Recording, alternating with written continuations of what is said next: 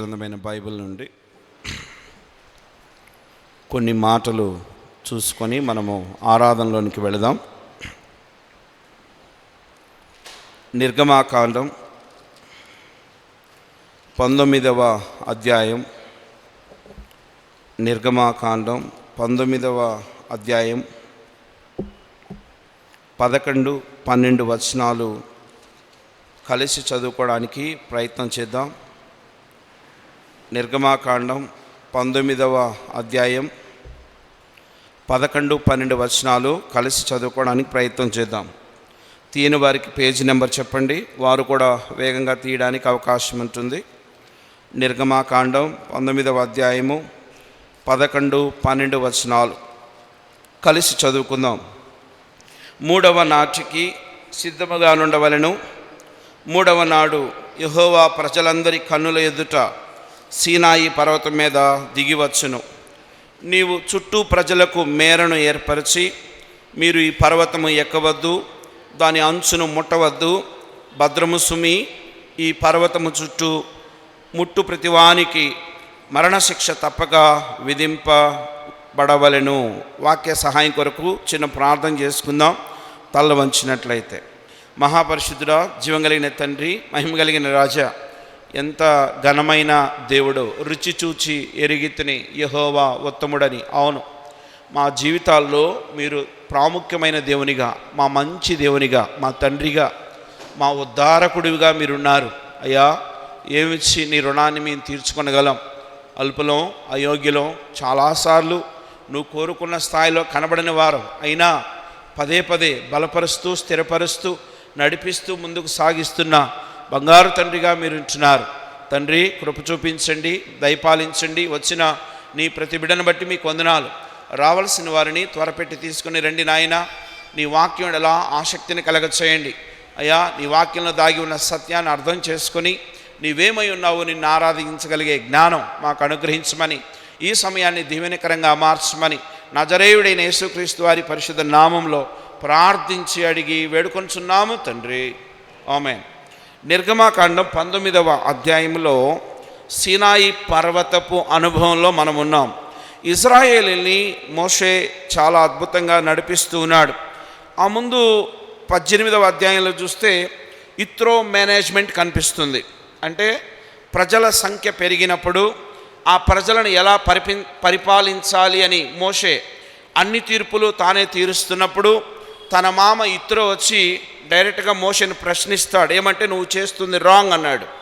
మోషే, ఏంటి నేను చేస్తున్నది రాంగ్ ఏంటి అని అడిగినప్పుడు, అన్నీ నువ్వు చేయలేవు కనుక డివిజన్ ఆఫ్ వర్క్ అంటే వర్క్ డీసెంట్రల్. ఈ రోజున MBA చదివే వాళ్ళకి మేనేజ్మెంట్లో ఇత్రో మేనేజ్మెంట్ అనేది ఒక ఎస్ఏ క్వశ్చన్ ఉంటుంది. ఈ రోజున MBA చదివే పిల్లలకి మేనేజ్మెంట్ స్టడీస్లో ఇత్రో మేనేజ్మెంట్ అది ఇక్కడదే.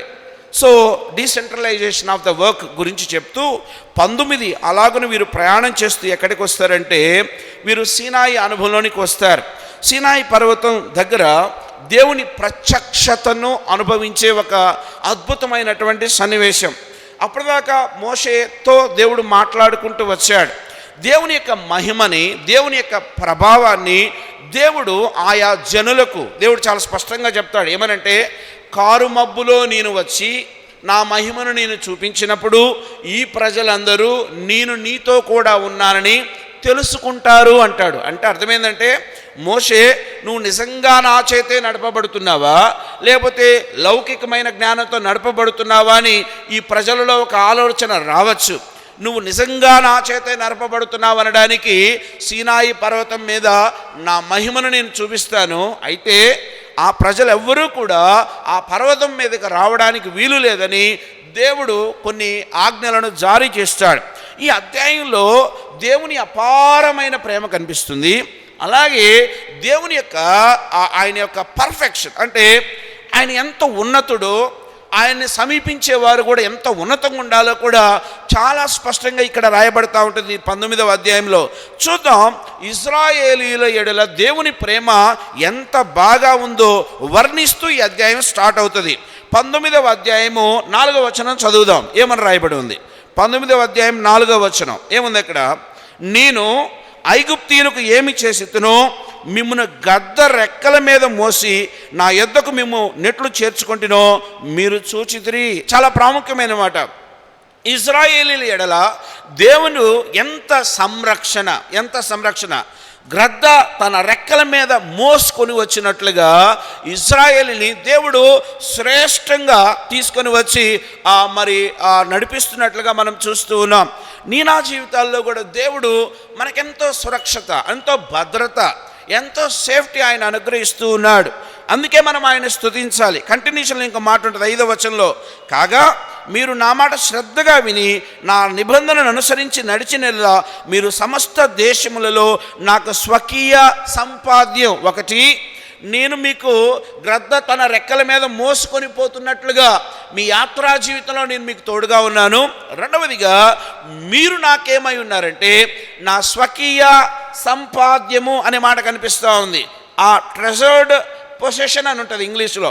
ట్రెజర్డ్ పొసెషన్ అంటే ఈ భూమి మీద దేవునికి అత్యంత విలువైనది ఎవరు అని చూస్తే మనమే. దేవుడు ఈ లోకంలో ఉన్న వెండిని చూపించడు విలువైందిగా, బంగారం చూపించడు విలువైందిగా, వజ్ర వైడూర్యాలను చూపించడు. ఈ భూమి మీద ఉన్న రకరకాల విలువైన వస్తువులన్నిటికన్నా శ్రేష్టమైన వారిగా దేవుడు మనలను ఎంచాడు. ఒకటి, ఆయన మనల్ని క్యారీ చేస్తూ ఉన్నాడు సురక్షితంగా. రెండవది, ఇశ్రాయేలీల విషయంలో దేవుని ఉద్దేశం ఏంటంటే వారు నా శ్లేషించబడిన ప్రశస్తమైన స్వకీయ సంపాద్యం అంటున్నాడు. బాగానే ఉంది. 6వ వచనం, సమస్త భూమియో నాదే కదా, మీరు నాకు యాజక రూపకమైన రాజ్యముగాను. ఇశ్రాయేలీని దేవుడు ఏం కోరుకున్నాడంటే యాజక రూపకమైన రాజ్యం అంటే వర్షిపర్స్ కింగ్డమ్, అంటే ఆరాధించేవారు ఉండేటటువంటి స్థలం. అంటే తనని కొనియాడడానికి, తన నామాన్ని కీర్తించడానికి, తనను హెచ్చించు నిమిత్తమై, స్పెషల్గా తనను సేవించు నిమిత్తమై. మూడవదిగా ఇశ్రాయేలు గురించి ఏం చెప్తున్నాడంటే మీరు యాజక రూపముగా ఏర్పడినటువంటి ఒక రాజ్యం. అంటే మీ పని ఏంటంటే, మీ యొక్క దృష్టి ఏంటంటే, మీ దృక్పథం ఏంటంటే నా నామానికి మహిమ తేవడం, నన్ను కీర్తించడం. మీరు నావారు అని దేవుడు స్పెసిఫిక్గా చెప్తా ఉన్నాడు. ఒకటి, ఆయన గద్ద రెక్కల మీద మోసినట్టుగా ఇశ్రాయేలును మోసాడు. రెండు, ఆయన స్వకీయ సంపాద్యంగా చేసుకున్నాడు. మూడవది, తనను ఆరాధించు ప్రేషిత జనాంగంగా దేవుడు ఆయన చేసుకున్నాడు. ఇంత బాగా చేసుకొని కంటిన్యూషన్ అంటాడు, మీరు నాకు యాజక రూపకమైన రాజ్యముగాను పరిశుద్ధమైన జనముగాను. అంటే అర్థమైందంటే పరిశుద్ధమైన దేవుణ్ణి ఆరాధించువారు తప్పక పరిశుద్ధులై ఉండాలి అనేది ఎలాగున్న సత్యమో, ఆ పరిశుద్ధుడైన దేవుని సన్నతించడానికి ఆ జనాంగాన్ని దేవుడు రూపాంతర అనుభవంలోనికి తీసుకొస్తూ పరిశుద్ధ జనముగా మారుస్తూ ఉన్నాడు. ఇది దేవుడు ఇశ్రాయేలీయుల ఎడల కలిగిన ఒక అద్భుతమైన దృక్పథం. అంటే ఇక్కడ దేవుని యొక్క ఏర్పాటు, దేవుని యొక్క ప్రేమ, దేవుని యొక్క సంరక్షణ చాలా బాగా కనిపిస్తోంది. మంచిదే, బాగా ప్రేమించిన పిల్లోడి కోసం తండ్రి ఏమైనా చేస్తాడు.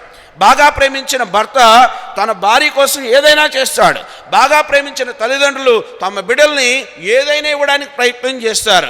బాగా ప్రేమించిన దేవుడు వారిని ఎంతో ఉన్నతంగా ఏర్పాటు కానీ ఇంత ప్రేమించిన దేవుడు ఈ పర్వత అనుభవంలో ఒక మాట అన్నాడు. ఏంటనంటే 12వ వచనంలోనికి వస్తే ఆ మాట కనిపిస్తుంది. ఏముంది అక్కడ? నీవు చుట్టూ ప్రజలకు మేరను ఏర్పరచు. అంటే ఒక హద్దులు ఏర్పాటు చేయి. మీరు ఈ పర్వతం ఎక్కవద్దు, దాని అంచును ముట్టవద్దు, భద్రము సుమి, ఈ పర్వతము ముట్టు ప్రతివానికి మరణ శిక్ష తప్పక విధింపబడలు. ఆ ముందు చూస్తేనేమో దేవుని యొక్క అద్భుతమైన ప్రేమ సంరక్షణ కనిపిస్తుంది. ఇక్కడ చూస్తేనేమో దేవుని యొక్క ఆజ్ఞలు కనిపిస్తూ ఉన్నాయి. పిలిచిన దేవుడే కదా నీకు వెడ్డింగ్ కార్డు ఇచ్చి పెళ్ళికి పిలిచారు. ఆ పెళ్లిలో నువ్వు పట్టించుకోకపోతే వాడు ఫీల్ అవ్వచ్చు. ఏంటంటే పిలిచాడు, ఇంటికి వచ్చాడు, కార్డు ఇచ్చాడు, రమ్మన్నాడు, వస్తే కనీసం ముఖం వైపు చూసి ప్రైజ్లాడు కూడా చెప్పట్లేదు, ఇందినా మర్యాద లేని వ్యక్తి అంటారేమో కదా. ఇదిగో దేవుడు ఇశ్రాయేలుని పిలిచాడు, స్వకీయ సంపాద్యంగా ఏర్పాటు చేసుకున్నాడు, అన్నీ మీకే అంటున్నాడు, మీరు నా యాజక సమూహం అంటున్నాడు, అన్నీ అన్నాడు. కానీ ఒక మాట ఏంటో తెలుసా, ఎక్కడైతే దేవుడు తన మహిమను కనబరచబోతున్నాడో ఆ పర్వతమును మాత్రం తాకొద్దని చెప్తా ఉన్నాడు, ఎక్కొద్దంటున్నాడు, ముట్టొద్దంటున్నాడు.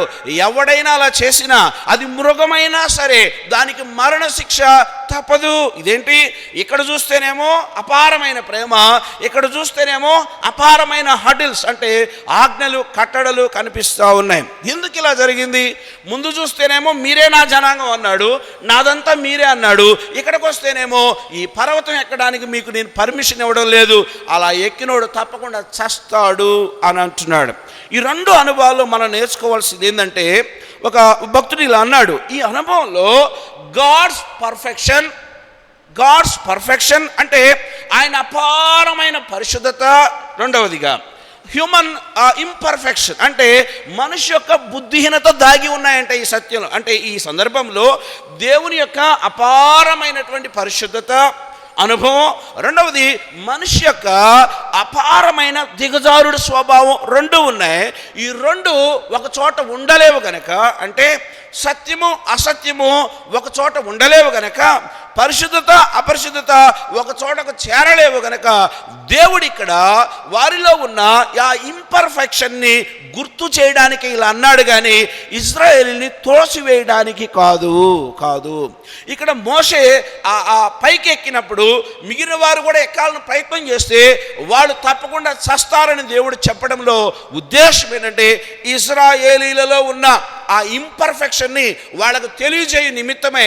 అది ఎంత ప్రభావవంతమైందో, అది దేవుని యొక్క సన్నిధిని ఎంత దూరం చేస్తుందో, ఆ దూరంగా వెళ్ళిపోయి ఆ స్వభావం నుండి బయటకు వచ్చినప్పుడు, ఆ పర్ఫెక్షన్లోనికి వచ్చినప్పుడు మోషే ఎలాగన కొండ మీదకి వెళ్ళాడో ఆ ఇశ్రాయేలీలు కూడా వెళ్ళే అవకాశం ఉంటుంది. ఎస్, ఇక్కడ చూస్తే దేవుని యొక్క పర్ఫెక్ట్, ఆయన ఎంత పర్ఫెక్ట్ గాడో మనం ఎంత ఇంపర్ఫెక్టో ఇక్కడ మనకు అర్థమవుతూ ఉంటుంది. దేవుని లక్షణాలు చూద్దాం. ఆరాధన సమయం కాబట్టి ఆయనలో 4 ప్రాముఖ్యమైన లక్షణాలు ఉన్నాయి. 4 కాదు, చాలా ఉన్నాయి. ఆయన పర్ఫెక్షన్ తెలియజేస్తూ, ఆయన పరిపూర్ణత ఎంత గొప్పదో తెలియజేసే 4 లక్షణాలు ఉన్నాయి. అందులో ఒక లక్షణం ఏంటనంటే ఫ్లాలెస్ నేచర్ అంటారు ఇంగ్లీష్లో, అంటే లోపము లేని స్వభావం కదా. ఈ లోకంలో లోపం లేనివాడు అంటే ఎవడు ఉన్నాడు? ప్రతివాడికి ఏదో బలహీనత ఉంటుంది. ఆశ్చర్యం ఏంటంటే, ఏ లోపం లేని వారు ఎవరైనా ఉన్నారంటే అది దేవుడే. ఇది దేవుని యొక్క పర్ఫెక్ట్నెస్, ఆయన పరిపూర్ణత, ఆయన సంపూర్ణత ఏంటని చూసినప్పుడు ఆయనలో ఇంత మచ్చ, ఇంత డాగు, ఇంత అసూయ, ఇంత ద్వేషం, లేకపోతే ఇంత మత్సరం అనేది ఆయనలో కనిపించదు. ఎందుకంటే ఆయన ఎలాంటి దేవుడు అంటే లోపం లేని దేవుడు, అంటే ఫ్లాలెస్ నేచర్ కలిగినటువంటి శ్రేష్టమైన దేవుడు. ఎక్కడుంది అక్కడ? కీర్తనల గ్రంథం 18వ అధ్యాయం 30వ వచనంలో చూస్తే ఆయన ఎంత లోపం లేని దేవుడో, ఎంత పరిపూర్ణమైన దేవుడో కనిపిస్తూ ఉంది. కీర్తనల గ్రంథం 18వ అధ్యాయం 30వ వచనం ఏమని రాయబడి ఉంది? కీర్తనల గ్రంథం 18వ అధ్యాయము 30వ వచనం ఏం రాయబడింది? తీసిన వాళ్ళు చదవచ్చు. ఎలాంటి వాడు అంటండి? దేవుడు యథార్థవంతుడు,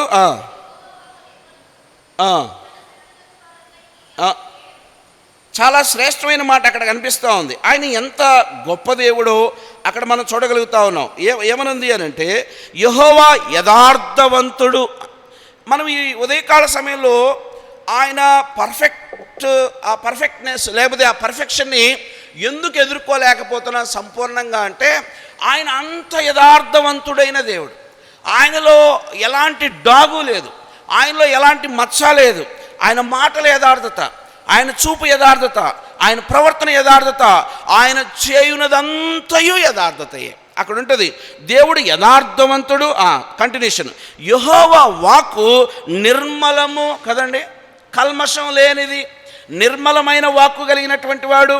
ఆయన లోపల ఒకటి బయట ఒకటి పెట్టుకునేవాడు కాదు, ద్వంద్వ మనస్కుడు కాదు, ద్విమనస్కుడు కాదు. అంటే 2 ప్రదేశాల్లో 2 రకాలుగా ప్రవర్తించేవాడు కాదు. ఆయన ఎలాంటి వాడంటే, ఆయన ఎందుకు నేను ఉదయకాలంలో ఆయన ఆరాధించాలంటే, ఆయన ఫ్లాలెస్ నేచర్ అంటే ఆయన లోపము లేని దేవుడు అని నేను ఎలా చెప్పగలుగుతానంటే, ఆయనలో ఉన్నంత యథార్థత మనుషుల్లో లేదు.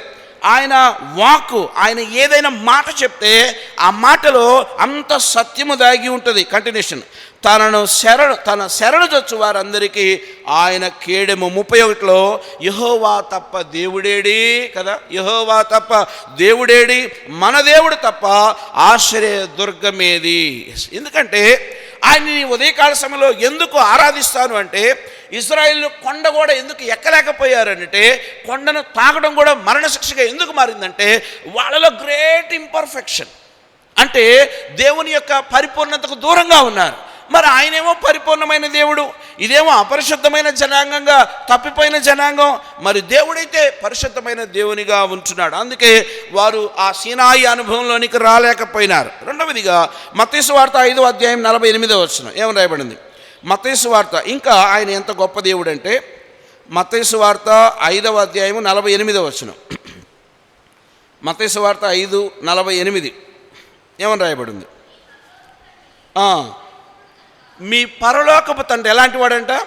పరిపూర్ణుడు గనక మీరును ఏమై ఉన్నారంట? పరిపూర్ణుడు. అక్కడ పరిపూర్ణత అనే మాటకి పర్ఫెక్ట్ అని రాయబడింది. అక్కడ పరిపూర్ణత అనే మాటకి perfect God, hour God is perfect God. అంటే ఇంత లోపం, ఇంత మచ్చ, ఇంత డాగు కదా. లోకంలో నేను చాలాసార్లు అంటే గత జీవితంలో ఆరాధించిన సోకాళ్ళు వాళ్ళలో చాలా లోపాలు ఉన్నాయి. చీరలు ఎందుకు ఎత్తుకుపోయావంటే అదొక గొప్ప దేవరహస్య అనేవాళ్ళు. ఇట్లా రకరకాలుగా అంటే చాలా తప్పులున్న వాటిని నేను వెతికాను వన్స్ అపాన్ ఏ టైం, చాలా కాలం క్రితం. కానీ ఇప్పుడు నాకు దొరికిన దేవుడు ఎలాంటి వాడు తెలుసా? ఆయన యథార్థమైన వాడు, ఆయన వాక్కు నిర్మలమైన వాక్కు, ఆయన తప్ప వేరొక దేవుడు లేడు, ఆయన పరిపూర్ణమైన దేవుడు. ఈ ఉదయకాల సమయంలో నేను ఆయన్ని ఎందుకు ఆరాధిస్తాను అంటే, ఆయన లోపము లేని స్వభావం కలిగిన వాడు. రెండవ లక్షణం చెప్తా ఉన్నాను. గాడ్ ఈజ్ అల్టిమేట్, అంటే ఆయనే పరాకాష్ట, అంటే ద ఎండ్, అంటే ఆయనే ముగింపు, ఆయనే ఆరంభం, ఆయనే ముగింపు. ఆయన నమ్మకత్వం అల్టిమేట్, అంటే ఇంక అంతకు మించిన నమ్మకంతో ఎవడు చూపించలేడు. ఆయన ప్రేమ ఉందే అల్టిమేట్, అంటే ఆయన చూపించినంత ప్రేమ ఈ భూమి మీద ఎవడు చూపించలేడు. ఆయన విశ్వసనీయత ఉందే, అంటే ఆయన ఎంత నమ్మదగిన వాడంటే ఆయనకు మించిన నమ్మదగిన వాడు ఈ భూమి మీద. ఆయన ఎంత శక్తివంతుడంటే ఆయన మించిన శక్తి ఈ భూమి మీద లేదు. అంటే ఈ ఉదయకాల సమయంలో నేను దేవుణ్ణి ఎందుకు ఆరాధిస్తానంటే, ఒకటి ఆయన లోపం లేనివాడు, రెండవది ఆయనే అల్టిమేట్, అంటే ఆయనే సమస్తమై ఉన్నటువంటి వారిగా ఉంటున్నాడు. కీర్తన గ్రంథం 83వ అధ్యాయం 18వ వచనం ఏమని రాయబడింది? కీర్తన గ్రంథం 83వ అధ్యాయము 18వ వచనం ఏమని రాయబడింది? కీర్తన గ్రంథం 83వ అధ్యాయం 18వ వచనం ఎవరైనా తీసిన వాళ్ళు చదవచ్చు. యెహోవాను నామము ధరించిన చెప్పండి, నీవు మాత్రమే ఏంటంట? సర్వలోకములో ఎలాంటి వాడివి? మహోన్నతుడు అని వారు ఎరుగుదురుగాక. సర్వలోకములో మహా ఉన్నతుడు, ఉన్నతమైనటువంటి వాడు. ఆయన ప్రేమ అపారం, ఆయన పరిశుద్ధత అపారం, ఆయన నమ్మకత్వం అపారం, ఆయన శక్తి అపారం, ఆయన కృప అపారం. అంటే ఇంత అని మనం చెప్పలేం. మన దానానికి ఒక హద్దు ఉంటుంది కదండి, మన దానానికి ఒక హద్దు ఉంటుంది, మన ప్రేమకి ఒక హద్దు ఉంటుంది, మన యొక్క ఇంకేదైనా మన నమ్మకత్వానికి కూడా ఒక హద్దు ఉంటుంది, మన సహనానికి కూడా హద్దు ఉంటుంది కదండి. మన ఏమంటామంటే కొంతవరకు యాక్సెప్ట్ చేయగలం, కానీ అంతకుమించి నేను సహించలేను అంటే మన సహనానికి మన ప్రేమకి హద్దులు ఉంటాయి. We are finite but God is infinite, అంటే ఆయన అల్టిమేట్, అనంతుడు, మహోన్నతుడగు దేవుడు. ఎస్, రెండు మాటలు చూసాం. ఒకటి ఆయన లోపం లేనివాడు, రెండు ఆయనే అల్టిమేట్, మూడవదిగా అన్చేంజింగ్ నేచర్. అంటే మలాకి గ్రంథం 3వ అధ్యాయం 6వ వచనం ఏమని రాయబడింది? మలాకి గ్రంథం 3వ అధ్యాయము 6వ వచనం ఏమని రాయబడింది? ఇంకొక లక్షణం చూస్తూ ఉన్నాం. ఆయనకున్న ప్రాముఖ్యమైన లక్షణాల్లో మరొక లక్షణం మలాకి గ్రంథం 3వ అధ్యాయం 6వ వచనం. 3వ అధ్యాయము 6వ వచనం, యెహోవానైన నేను ఎలాంటి వాడంట? మార్పు లేని వాడను. ఎస్, అంటే మనం ప్లేస్కు తగ్గట్టుగా మారుతుంటాం. ఎలా మారుతాం? ఇంటికి వచ్చినప్పుడు ఒక రకమైన యాటిట్యూడ్ ఉంటుంది, ఉద్యోగం చేసే చోట మరి అక్కడ బాస్గా ఉండాలి కాబట్టి ఒక రకమైన యాటిట్యూడ్ వస్తుంది, ఫ్రెండ్స్ దగ్గర ఒక యాటిట్యూడ్ ఉంటుంది, వ్యక్తిగతంగా ప్రజల్లో ఒక రకమైన పోస్చర్ ఉంటుంది, ప్రజల్లో అపీరెన్స్ ఒకలాగా ఉంటుంది, పర్సనల్ అపీరెన్స్ ఒకటి ఉంటుంది. అంటే రకరకాల యాటిట్యూడ్స్, రకరకాల బాడీ లాంగ్వేజ్, రకరకాల పరిస్థితుల్లో మనం మారుతూ ఉంటాం. అంటే విశ్వాసులకు బిహేవ్ చేస్తాం, బయట చూస్తే ఇంకో రకమైన పోషన్ ఉంటుంది. కానీ దేవుడు ఎలాంటి వాడంటే, యెహోవానైన నేను ఎలాంటి వాడంట, మార్పు లేని వాడను గనుక యాకోబు సంతతి వారైన మీరు లయము కాలేదు. ఆయన మార్పు లేని దేవుడు, అన్చేంజింగ్ నేచర్.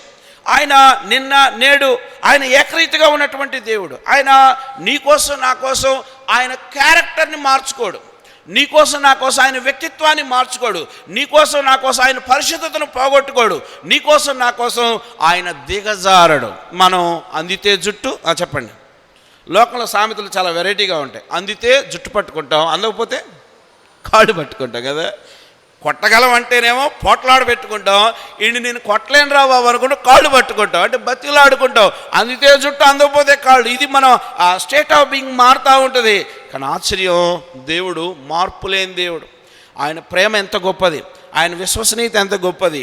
అంటే 3 మాటలు చూస్తాం. 1, ఆయన లోపం లేని స్వభావం కలిగిన వాడు. 2, ఆయనే అల్టిమేట్ అంటే పరిపూర్ణుడు. 3వదిగా ఆయన మార్పు లేనివాడు. 4వదిగా ఆయన సెల్ఫ్ సస్టైనింగ్ అంటే స్వయంభవుడు.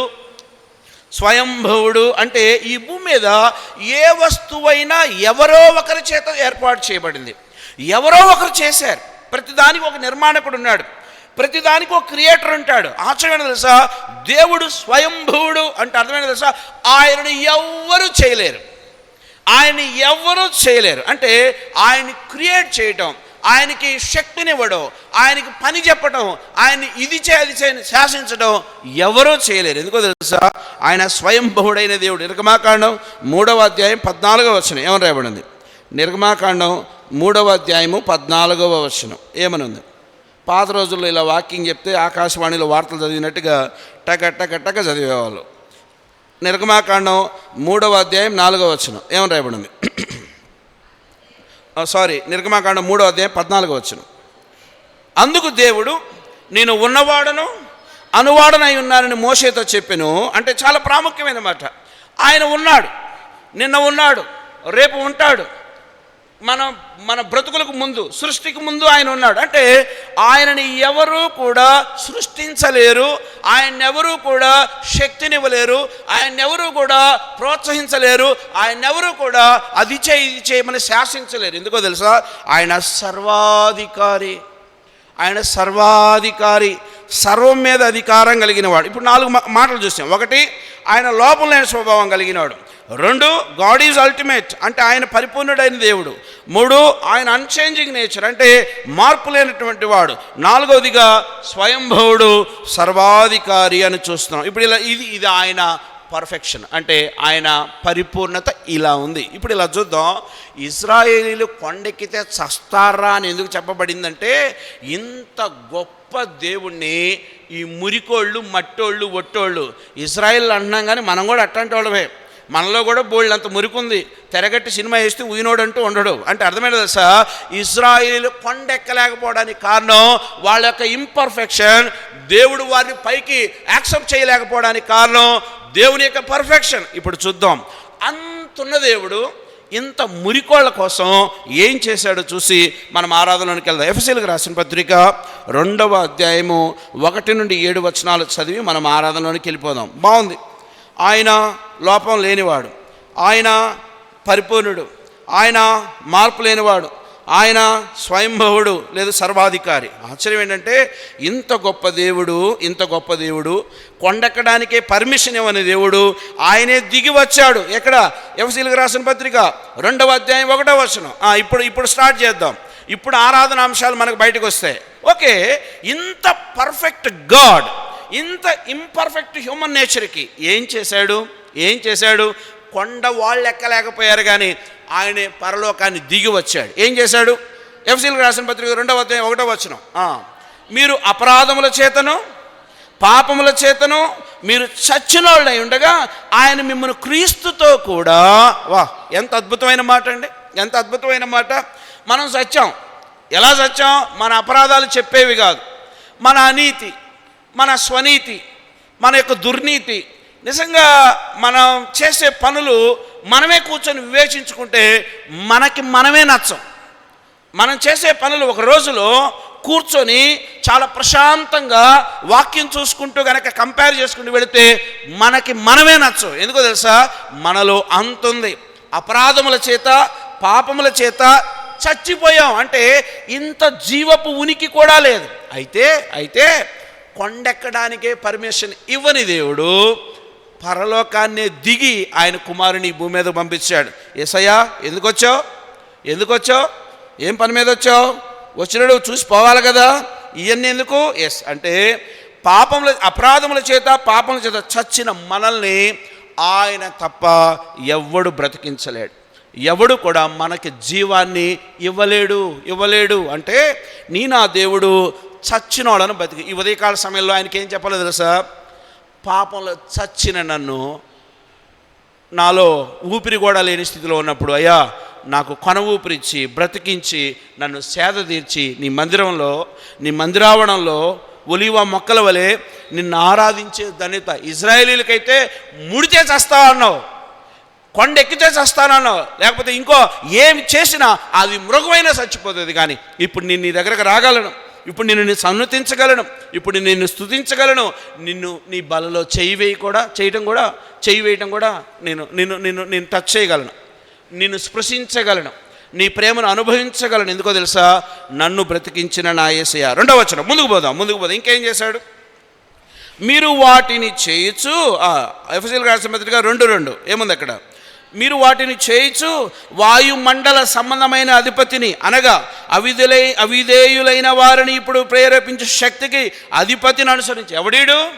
ఈ వాయుమండల అధిపతి ఎవరు కదా? Head of the department. ఎవరి హెడ్ ఆఫ్ ద డిపార్ట్మెంట్?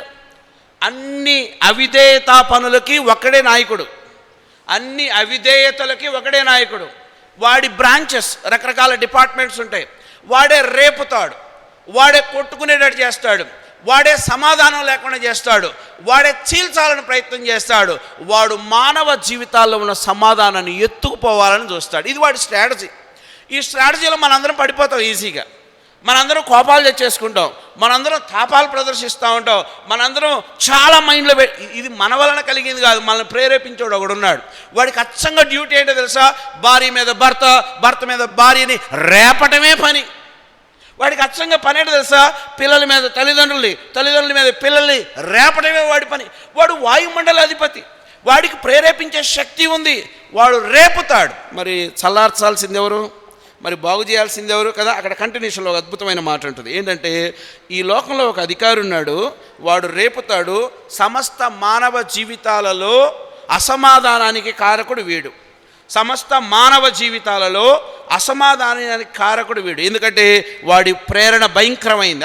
అక్కడ అవిధేయులైన వారిని ఇప్పుడు ప్రేరేపించే శక్తికి అధిపతిని అనుసరించు, ఈ ప్రపంచ ధర్మము చొప్పున మునుపు నడుచుకుంటురి. అవును, మనం సాతాను దూతలో చెప్పాలంటే ఒక రకంగా we are also ambassadors of Satan. అంటే అలా పనిచేసాం, అలా కొరియర్స్గా చేసాం, సాతాను చెప్పింది చేసాం. ఇప్పటికీ దేవుడిని నమ్ముకున్నాం అనుకున్నామే కానీ అప్పుడప్పుడు వాడి లక్షణాలే కనపడుతూ ఉంటాయి. అంటే వాడు కొరియర్స్గానే పనిచేస్తూ ఉంటాం, అప్పుడప్పుడు ఛాయలు కనపడుతూ ఉంటాయి. ఇప్పుడు ఇలా చూద్దాం, 3వ వచనానికి వస్తే, వారితో కలిసి మనందరమును శరీరము యొక్కయు మనసు యొక్కయు కోరికలను నెరవేర్చుకొనుచు. కదండి, శరీర కోరిక తీర్చుకోవడమే మనకు ముఖ్యమైపోయింది. నా మనసు ఏది చెబితే అది చేయడమే నాకు ముఖ్యమైంది. నా శరీరానికి ఏ సుఖం కావాలంటే అది ఇవ్వడమే నాకు ప్రాముఖ్యమైన భాగం. నా మనసు ఏది చెప్తే అది చేయటమే నా ఇష్టం. అంటే అలా నేను ప్రవర్తిస్తున్నప్పుడు మన శరీర ఆశలను అనుసరించి మునుపు ప్రవర్తించుచు కడమవారి వలె స్వభావ సిద్ధముగా దైవోగ్రతకి పాత్రులం.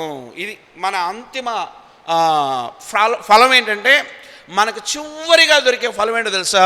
దేవుని ఉగ్రతకు పాత్రులం. ఇప్పుడు ఇలా చూద్దాం, వాయుమండల అధిపతి ప్రేరేపిస్తూ ఉన్నాడు, కొట్టుకుంటున్నాం, తిట్టుకుంటున్నాం, పాడు చేసుకుంటున్నాం.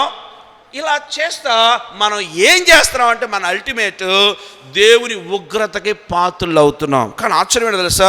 ప్రభు అయిన యేసుక్రీస్తు ఆయన మనల్ని ఏం చేశాడు? యోహాను సువార్తలో ఉంటుంది, తనని అందరూ అంగీకరించరు అనగా తన నామందు విశ్వాసం ఉంచిన వారికి ఆయన ఏమి ఇవ్వాలనుకున్నాడంట? దేవుని పిల్లలయ్యే అధికారం ఇవ్వాలనుకుంటున్నాడు. దేవుడు ఏమంటున్నాడంటే ఆయన విశ్వసించడం ద్వారా, ఆయన వెంబడించడం ద్వారా మనమేమో అక్కడ కింద కంటిన్యూషన్ ఏముందంటే దైవోగ్రతకు పాత్రులం, మూల భాషలో ఉగ్రతా పిల్లలం అని ఉంటుంది బైబిల్లో. ఆ దైవోగ్రతకు పాత్రలు అన్నమాట కింద ఫుట్ నోట్లో ఉగ్రతా పిల్లలం. మనం ఎవరు అంటే ఉగ్రతా పిల్లలం, కానీ దేవుని పిల్లల్ని చేశాడు. ఈ రోజున ఆయన సంఘంలో ఆరాధిస్తున్నావంటే ఆయన నీకు ఇచ్చిన భాగ్యం ఏంటో తెలుసా? ఉగ్రత, కోరికలు, మనస్సు, శరీరం, ప్రేరణ, వాయుమండల అధిపతి దూత కింద పనిచేయటం. ఇప్పుడు దేవుని పిల్లలం, దేవుని ఆరాధించడం, బ్రతకడం, లేకపోతే ఆ జీవాన్ని దేవుని కోసం ఖర్చు చేయటం. 4వ వచనానికి వద్దాం. ఎఫెసీయులకు రాసిన పత్రిక 2వ అధ్యాయం 4వ వచనం. ఆరాధనలోకి వెళ్ళిపోదాం. అయినను చెప్పండి ఏముంది అక్కడ? దేవుడు ఏమయ్యాడంట? కరుణా సంపన్నుడై. అద్భుతమైన మాట. ఆయన కరుణ, ఆయన కృప అపారం. ఒకప్పుడు చిల్డ్రన్ ఆఫ్ డెవిల్, మనం ఉగ్రతా పిల్లలం, కానీ ఈ రోజున దేవుని పిల్లలయ్యే అధికారం ఆయన మనకు అనుగ్రహించాడు. ఒకప్పుడు చచ్చిన వాళ్ళం, ఇప్పుడు బ్రతికిన వాళ్ళ జాబితాలో ఉన్నాం. ఆత్మ విషయంలో ఇంకా అక్కడ ఉంటుంది. అయినను దేవుడు కరుణా సంపన్నుడై ఉండి మన అపరాధముల చేత చచ్చిన వారమై ఉండినప్పుడు సైతం మన ఎడల చూపిన తన మహాప్రేమ చేత మనలను క్రీస్తుతో కూడా బ్రతికించెను. తన ప్రేమ అపారమైంది. ఆయన చూపిన బలియాగం అపారమైంది. ఆయన కార్చిన రక్తం, ఆయన చేసిన సిలువ యాగం ఈ భూమి మీద ఎవరు చేయలేరు. ఎవరి కోసం ఎవరు ప్రాణం పెట్టరు. భార్య దగ్గరికి వెళ్ళి అమ్మ నా కోసం ఒకసారి చచ్చిపోవు అంటే నీకు దండం ముందు నువ్వు జావు అంటదేమో. ఆశ్చర్యం ఏంటో తెలుసా? ఆయన మనల్ని ప్రేమతో బ్రతికించాడు. 5వ వచనం, కృపచేత ఏమయ్యామంట మనం? 5వ వచనం అక్కడ ఉంది, కృపచేత మీరు రక్షింపబడి ఉన్నారు. ఎంత అద్భుతమైన మాట! ఆయన కృప అల్టిమేట్, ఆయన ప్రేమ అల్టిమేట్. కింద 6వ వచనం, క్రీస్తు యేసునందు ఆయన మనకు చేసిన ఉపకారము ద్వారా అత్యధికమైన తన కృపా మహదైశ్వర్యమును రాబో యుగముల్లో కనబరుచు నిమిత్తం క్రీస్తు యేసునందు మనల్ని ఆయనతో కూడా లేపి, అంటే రెజరెక్షన్, పరలోకమందు ఆయనతో కూడా కూర్చుండబెట్టెను. ఎక్కడ వారం? చచ్చిన వాళ్ళం, అవిధేయులం, సాతాను పిల్లలం, అంటే లోనయ్యి వాడి కింద పనిచేసిన వాళ్ళం, నరకానికి పాత్రలం. ఇప్పుడు ఇటు వచ్చి చూడండి, ఈ యాంగిల్లో చూడండి. ఆయన మనల్ని బ్రతికించాడు. ఆయన ఇప్పుడు విధేయులైన పిల్లలయ్యాం, దేవుని పిల్లలయ్యాం. పరలోకంలో ఆయన మనకి స్థానం సిద్ధపరుస్తూ ఉన్నాడు. ఇంత మంచి దేవునికి, ఇంత బంగారు తండ్రికి ఏమిచ్చి మనం రుణం తీర్చుకోగలం? ఆయన పర్ఫెక్ట్ గాడ్, సందేహం లేదు. ఇంపర్ఫెక్షన్ అంతా మనలోనే ఉంది. కానీ ఆ ఇజ్రాయేలీలు అయితే కొండదాకా కూడా వెళ్ళలేకపోయారు. ఇప్పుడు నువ్వు మందిరంలో కూడా వచ్చి కూర్చున్నాం, మనం ఆయన ఆరాధించగలుగుతున్నాం. ఈ భాగ్యం వారికి లేదు. కానీ దేవుడు మన ఇంపర్ఫెక్ట్ నేచర్ని తీసేసి ఆ పర్ఫెక్షన్లో ఆయన ఎదుర్కొనే భాగ్యం ఆయన ప్రియ కుమారుడైన యేసుక్రీస్తు ద్వారా మనకు అనుగ్రహించాడు. ఇంత చేసిన తండ్రికి మనం ఏమి రుణం తీర్చుకోగలం? మన రక్షణ పాత్రను చేతపెట్టుకొని కొద్ది మాటలతో ఆయన ఆరాధన చేద్దాం. చచ్చిన వాళ్ళం బ్రతికించాడు. వాయుమండల అధిపతికి దూతలం ఆయన తన బిడ్డలుగా చేసుకున్నాడు. దైవోగ్రతకు పాత్రలో ఆ భయంకరమైన ఉగ్రత నుండి ఆయన తప్పించాడు. ఒకప్పుడు నరకానికి పాత్రలో, మరి ఇప్పుడైతే ఆయన ఉన్నతమైన స్థానానికి, పరలోకానికి మనల్ని అర్హులుగా చేశాడు. ఇంత బంగారు తండ్రికి ఏమి చూడడం తెచ్చుకున్నాం. తల్లు వంచుదాం, కళ్ళు మూసుకుందాం. కొద్ది మాటలతో ఇజ్రాయేలీలకు కూడా ఇవ్వబడని ఒక శ్రేష్టమైన భాగం ఏంటో తెలుసా? యాజక సంపాద్యం. మనం ఎవరమంట? ఇజ్రాయేలుతో అన్నాడు దేవుడు స్టార్టింగ్లోనే. ఏమన్నాడు? మీరు నా స్వకీయ సంపాద్యము, యాజక నిమిత్తమైన రాజ్యం, అంటే నన్ను ఆరాధించువారు మీరే అన్నాడు. ఆశ్చర్యం, వాళ్ళు కొండదాకా కూడా పోలే. మరి మన సంగతి, మనం ఇంపర్ఫెక్ట్ కానీ పర్ఫెక్ట్ గాడ్ పర్ఫెక్షన్లోనికి తెస్తూ ఆయన ఆరాధించే యాజక సంపాద్యంగా మనం చేశాడు. కళ్ళు మూసుకుందాం. ఒకరి తర్వాత ఒకరు క్లుప్తంగా ఆరాధన చేయడానికి ప్రయత్నం చేద్దాం.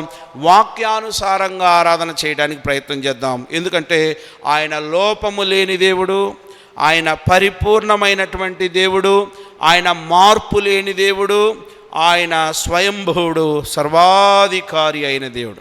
ఆరాధన చేద్దాం. ఒకరి తర్వాత ఒకరు వాక్యానుసారంగా ఆరాధన చేద్దాం. క్లుప్తంగా ఆరాధన చేద్దాం.